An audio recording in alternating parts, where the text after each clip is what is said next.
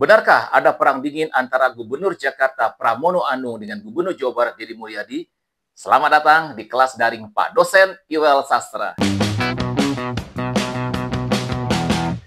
Materi kuliah kali ini terinspirasi dari pernyataan pengamat politik Adi Praitno yang mengamati aksi saling sindir Gubernur Jakarta Pramono Anung dan Gubernur Jawa Barat Deddy Mulyadi. Dalam channel YouTube-nya Adi Praitno Official, Adi menyebutkan aksi saling sindir Pramono dengan Deddy Mulyadi adalah perang terbuka secara politik.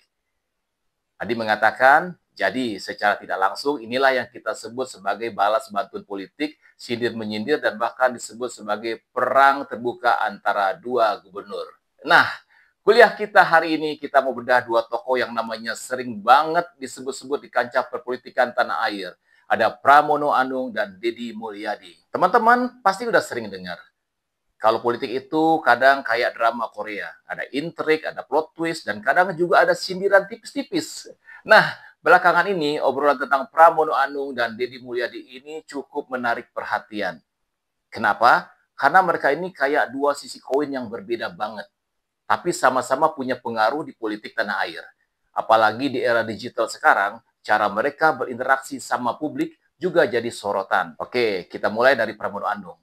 Kalau teman-teman perhatiin, beliau ini bukan tipikal politisi yang suka teriak-teriak di depan publik. Beliau ini lebih banyak silent strategis atau otak di balik layar. Coba deh bayangin, beliau ini kan udah lama banget ya di PD Perjuangan. Karirnya itu lebih banyak di parlemen, jadi anggota DPR berkali-kali, sampai akhirnya jadi sekretaris kabinet di era Presiden Jokowi. Apa artinya jadi sekretaris kabinet?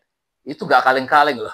Itu berarti beliau ini sangat paham seluk-beluk birokrasi yang ngurusin koordinasi antar kementerian dan tahu banget dapurnya pemerintahan pusat. Jadi kalau ada kebijakan penting, kemungkinan besar beliau ikut merumuskan atau setidaknya tahu betul detailnya. Nah, kalau Pramono ini saya ibaratkan kopi, beliau itu kayak kopi hitam pahit tanpa gula, tapi bikin melek dan ngerti banyak hal. Karakternya sebagai sekretaris kabinet itu mirip ninja politik, bergerak senyap, tapi setiap gerakannya penuh perhitungan. Beliau jarang muncul di layar kaca dengan pidato menggebu-gebu, apalagi joget-joget di TikTok.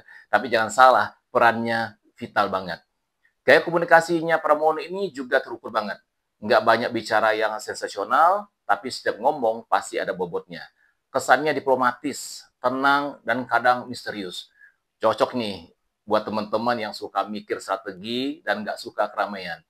Beliau ini kayak jenderal yang lebih suka menyusun taktik di ruang rapat daripada maju di garis depan pertempuran. Itu menurut saya ya. Nah, ini yang menarik. Ingat nggak, ada berita dari Republika yang berjudul dianggap kurang turun ke lapangan, Pramono akui bukan gubernur yang suka ngonten. Nah, apakah Pramono sindir Deddy Mulyadi nih? Ini kan jadi seru ya. Pak Pramono mengakui kalau dirinya bukan tipe yang suka konten di lapangan atau pamer kegiatan lewat media sosial. Beliau lebih suka bekerja secara substansial di balik layar, memastikan sistem berjalan. Jadi kalau teman-teman nyari video Pramono lagi ngevlog di sawah atau bikin challenge di TikTok, ya susah nemunya. Karena memang itu bukan gayanya. Nah, bagaimana dengan Deddy Mulyadi yang akan disebut dengan Kang Deddy Mulyadi KDM? Nah, ini beda 180 derajat. Beliau ini kayak kebalikan dari Pramono. Deddy Mulyadi ini asalnya dari daerah, pernah jadi bupati Purwakarta 2 periode, dan beliau ini ikonik banget. Ciri khasnya merakyat banget, sering turun ke sawah, ke kampung-kampung, ngobrol langsung sama petani, bahkan kadang tampil dengan gaya nyentrik ya, khas Sunda. Beliau ini juga dikenal sebagai populis kulturalis ya. Maksudnya pendekatannya ke masyarakat itu sering dibalut sama kearifan lokal dan budaya Sunda. Program-programnya waktu jadi bupati juga sering unik dan berbau seni budaya. Dan yang paling kentara, ya KDM ini konten kreator sejati. Teman-teman pasti sering banget lihat videonya seliweran di YouTube atau media sosial lainnya. Ya, beliau ini sering nge-vlog kegiatan sehari-hari, berinteraksi sama masyarakat, ngasih bantuan atau cuma sekedar ngobrol santai sambil nunjukin keindahan alam. Nah, ini jadi salah satu cara KDM untuk tetap dekat dengan masyarakat dan menunjukkan bahwa pemimpin itu harus ada di tengah-tengah rakyat. Ini adalah strategi komunikasi yang sangat relevan dengan Gen Z dan Gen milenial karena gen ini mengkonsumsi informasi visual dan personal.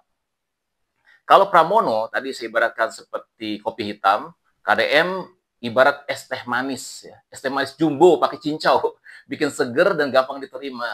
Ya, bisa diterima lidah siapa saja. Beliau politikus yang sangat visual, sangat containable, Dari mulai membantu warga yang rumahnya bocor, mandi lumpur bareng warga, semua konten jadi viral. Saya jadi belajar nih sama KDM, gimana bikin viral.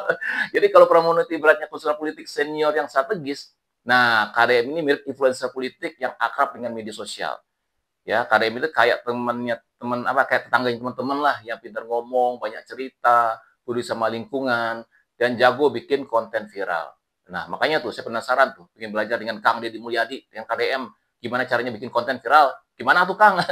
Jadi kalau ada aksi saling sindir atau beda pandangan antara Pramono, Anung dan Deddy Mulyadi, itu sebenarnya wajar banget ya dan bisa jadi refleksi dan perbedaan karakter mereka ini. Bahkan pernyataan Pramono soal bukan gubernur yang suka konten, itu banyak diinterpretasikan sebagai sindiran halus kepada Deddy Mulyadi, yang memang dikenal sangat aktif di dunia konten dan media sosial. Ya, Pramono dengan pengalamannya di level nasional mungkin melihat sesuatu dari kacamata kebijakan yang makro, serta fokus pada substansi kerja di balik meja. Sedangkan KDM dengan latar belakang daerahnya mungkin ya lebih fokus pada dampak langsung di lapangan, pada kesejahteraan rakyat, ya rakyat kecil terutama, isu-isu budaya, dan yang paling penting bagaimana membumikan itu. Nah itu melalui konten yang relatable. Nah perbedaan gaya komunikasi ini dan gaya ini justru bikin dinamika politik Indonesia jadi lebih kaya sebenarnya. Jadi siapa yang lebih efektif? Pramono Anung dengan gaya senyapnya di balik layar atau Deddy Mulyadi dengan gaya belusukan di depan kamera? Jawabannya tentu tergantung kebutuhan dan sudut pandang politik kita masing-masing. Nah, sekarang giliran saya bertanya. Pertanyaan saya, kalau menurut teman-teman, siapa nih yang lebih relate sama gaya kepemimpinan atau cara berpikir teman-teman? Apakah teman-teman tim silent strategist yang detail dan diplomatis, yang fokus di balik layar kayak Pramono Anung, dan nggak terlalu peduli sama konten, atau tim populis kulturalis yang merakyat belak-belakan, deket sama budaya, jago ngonten kayak Deddy Mulyadi? Oke, silakan tulis di kolom komentar ya. Silakan tulis saja.